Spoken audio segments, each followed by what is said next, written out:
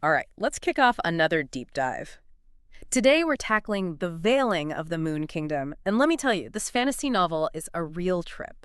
We're talking intricate world building, a whole cast of characters who are more than meets the eye, and this super mysterious veiling thing. And you, my friend, you want to get a grip on how all these characters relate, the political landscape, and just what is up with the magic, particularly how it's all tied to the veiling. So let's just get right into it. You know, what always gets me about this book is how closely the world the author built is tied to what's going on inside the characters. You can't really separate the two. Oh, interesting. So the setting really shapes who these characters are. Yeah, exactly. A perfect example is the Kingdom of Samrock. That's where most of the story happens, and it's way up north in Eldonia.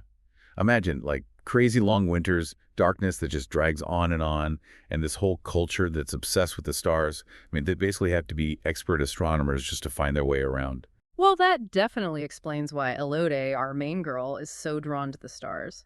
Speaking of Elode, she's not exactly your typical fantasy heroine, is she? Nope, not at all. Yeah. She's got this whole mysterious vibe going on, shows up at the court in Samrock as this young girl, shipwrecked, can't remember anything, and has these super intense nightmares. She's a total badass with a sword, but also loves the stars, which seems kind of contradictory. But actually, both of those things hint at a past she can't seem to grasp. Oh, right. And there's that whole thing with the warrior constellation that keeps popping up. It's like it's calling to her or something, like it holds some kind of key to her forgotten memories. You got it. It's a recurring theme, you know. Ties into her past and maybe even to the whole veiling thing. But talk about opposites. Elode's adopted sister, Irelia, is like her polar opposite. Oh, yeah, Irelia. She's like the life of the party, the princess everyone wants to be friends with. But I don't know. I feel like there's more to her than meets the eye. You're right on the money. On the surface, she's all set to marry Prince Fornax from Dolanish. It's all political, meant to create an alliance and all that jazz. But something tells me her heart isn't really in it. And there are some clues that maybe her true desires lie elsewhere, if you know what I mean. Ooh, forbidden romance. Yeah. Political intrigue. Okay, this is getting good. And we can't forget about the guys in Elodie's life. We got Alden, her guard and childhood friend. He's totally got the hots for her. And then there's Warren and Finn, both guards, both with their own unique connection to Elodie. Alden's situation is pretty interesting. He's in this tough spot. On the one hand, he's sworn to protect Elodie and the crown, but he's also head over heels for her. And then there's his past relationship with Lady Astrid, which definitely complicates things. It's that classic struggle between doing what's right and following your heart. For sure. And Warren, he seems like Elodie's rock, her go-to person. But what about Finn? He starts out giving Elodie some serious side-eye. Finn is a total enigma, a silent, brooding dude with a mysterious past. At first, he's all suspicious of Elodie, but as the story moves along, you get these glimpses of some deep loyalty to the royal family. It's just, his reasons are still kind of fuzzy. It's like everyone in the story is hiding something. And then there's Orion. He's like lurking in the shadows, pulling strings. He's got this connection to Lunala, the Moon Kingdom, which already sounds shady. And then he's got this striking look. One blue eye and one green eye. It's almost like he's a walking, talking representation of the prophecy. Don't even get me started on the prophecy. It's given by this magic, and their magic system's a whole other can of worms. But the prophecy says, an eye of pine, an eye of sky, it begins. It's totally connected to Orion and probably points to him being the one behind all this veiling craziness. Okay, let's break down these veiling events. I mean, they're straight up terrifying. Darkness everywhere, these creepy creatures called Velarum running amok, and magic is going haywire, especially anything fire-related. It's not just any darkness. This veiling chills you to the bone. It messes with magic at its core, and people are scared, desperate for answers. Yeah, and talking about magic, this world system is super interesting. It's all about Sylvan magic, using herbs and plants for healing. Right. Sylvan magic is all they got because it doesn't need some inborn magical talent, which is super rare or maybe even gone in this world. It's all about using nature for healing, showing how humans and nature got to work together, which is something the veiling is messing up big time. Makes sense. But even with their plant magic, they're still at the mercy of the veiling. It's like there's something deeper, something sinister going on behind the scenes. You hit the nail on the head. Okay. And that brings us back to Elodie and her mysterious necklace, remember? It's got this old language inscribed on it, some tie to Lunala, and it straight up burns Orion when he touches it. It's almost like the necklace is something he wants, but also scares the crap out of him. It's a huge red flag for sure. Yeah. What else do we know about this necklace? Well, in the castle library, Elodie finds 3 books, The Veiling, the Ancient Kingdoms, and the Moon Kingdom.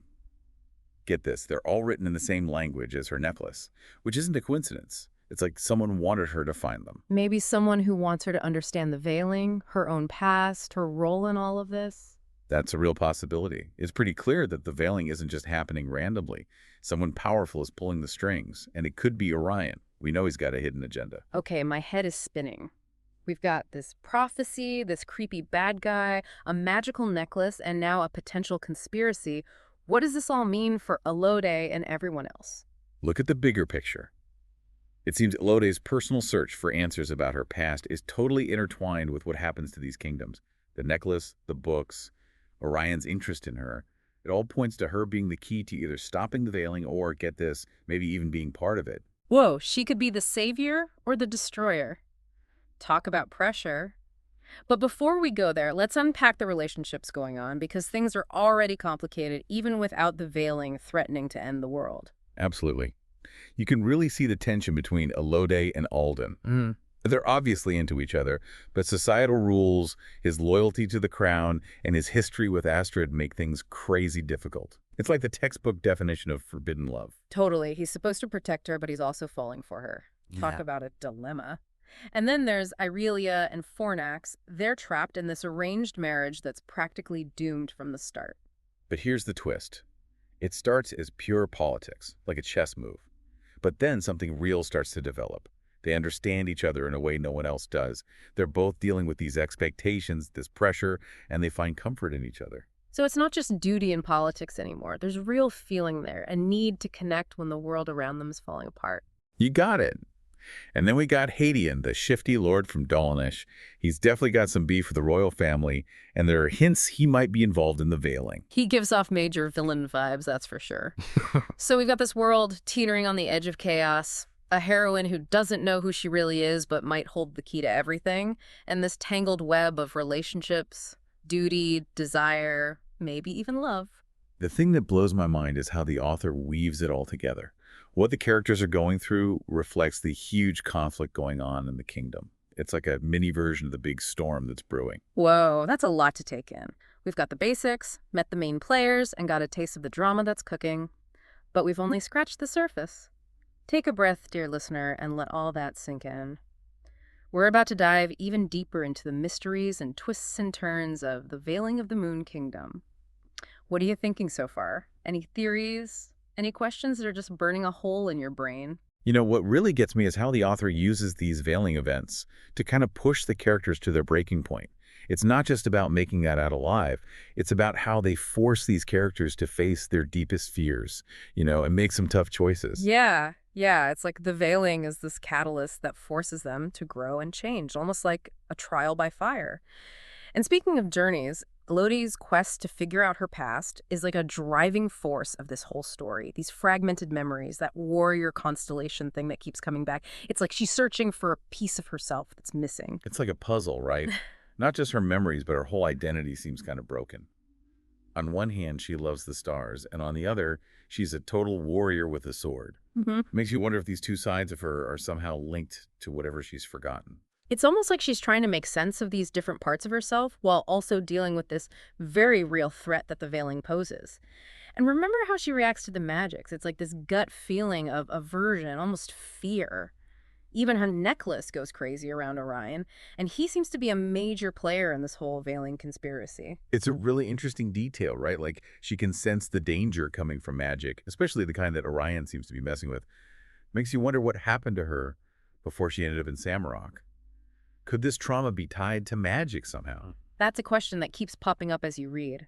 Her nightmares about the shipwreck, that mysterious woman, this feeling of overwhelming darkness, it all hints at a past that's full of pain and secrets. And the author is so smart about it. They weave these flashbacks into the present story, giving you pieces of Elodie's past, but never the whole picture. It keeps you guessing, keeps you hooked on her journey to find the truth. It's like we're putting the pieces of a puzzle together right alongside Elodie, and the more we learn, the higher the stakes become. But this veiling thing, it's not just a personal threat to Elodie, it's messing with the whole political scene, right? Remember how tense things are between Samurok and Dolanish? Absolutely. This Yeah. whole arranged marriage between Irelia and Prince Fornax is meant to fix that, to make them allies. But with the veiling getting worse, all that political maneuvering feels so pointless, like rearranging deck chairs on the Titanic. And with the veiling looming over everyone, it's the perfect chance for someone like Lord Hadian to take advantage of all the chaos and fear, don't you think? Hadian is one of those characters who thrives in the shadows. He's pulling strings, manipulating things, but we still don't know what he's really after. Is he just trying to destabilize Samurok, or is there something bigger and badder going on? Mm. His connections to Dolenish and his influence over the king are definitely red flags. And you know what's even more suspicious? The way he reacts to the veiling attacks. It's almost like he's not surprised at all. It makes you wonder if he knows more than he's letting on, maybe even if he's involved somehow. Chills, right. And it brings us back to the veiling itself. These attacks, they're happening more often, getting stronger, and we're finding out they're not just random. There's a plan, a purpose behind them. Totally. Like, remember when Finn describes seeing a Valarum transform back into a human? It's like someone is controlling these creatures, using them as weapons. That's scary stuff, to think someone could control something so dark and powerful. And don't forget, Illade's necklace burns Orion. It reacts to him like he's tainted with the same darkness that's fueling the veiling. It's a connection between him, Lunala, and the veiling, and it makes that prophecy even creepier. An eye of pine, an eye of sky, it begins. With his freaky eyes, Orion is obviously at the center of this prophecy. But what does it begins even mean? Is it just the veiling starting, or is it something even more messed up that the veiling is just a sign of? And if Orion's the one calling the shots, what's he trying to accomplish? Why unleash all this darkness on everyone? And where does Elade fit into all this?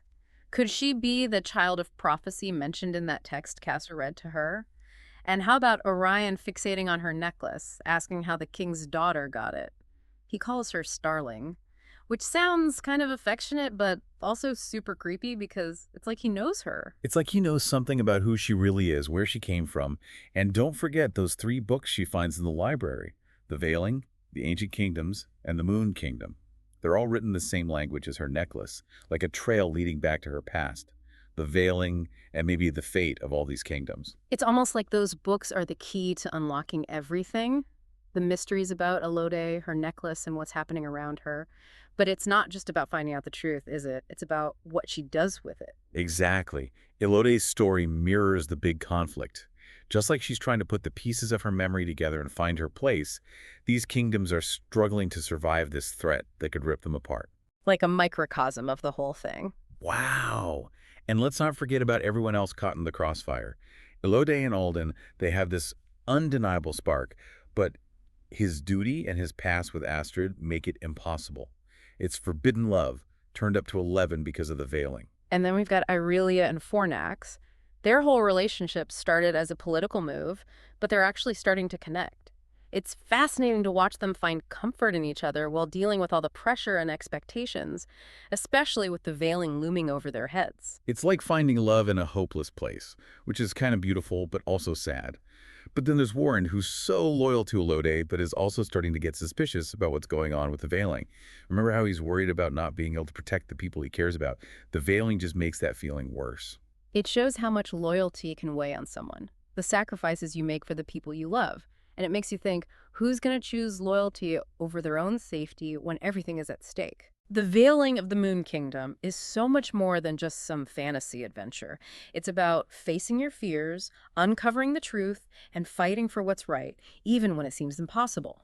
And as we head into the final part of our deep dive, we're left with this feeling of anticipation. How are these characters going to handle what's coming next? What will they have to sacrifice to save themselves and their kingdom? The tension is so thick you could cut it with a knife. The stakes are higher than ever, and the fate of everything hangs in the balance. Let's jump back into the story and see what happens.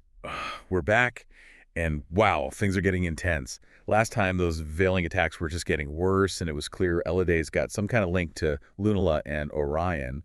And Lord Hadian, yeah, he was definitely up to something shady. Talk about a cliffhanger. Oh, the story takes a huge turn here. It goes from everyone searching for answers to a desperate fight to just survive. The characters aren't just looking for information anymore. They're trying to stop this force that could destroy everything they know.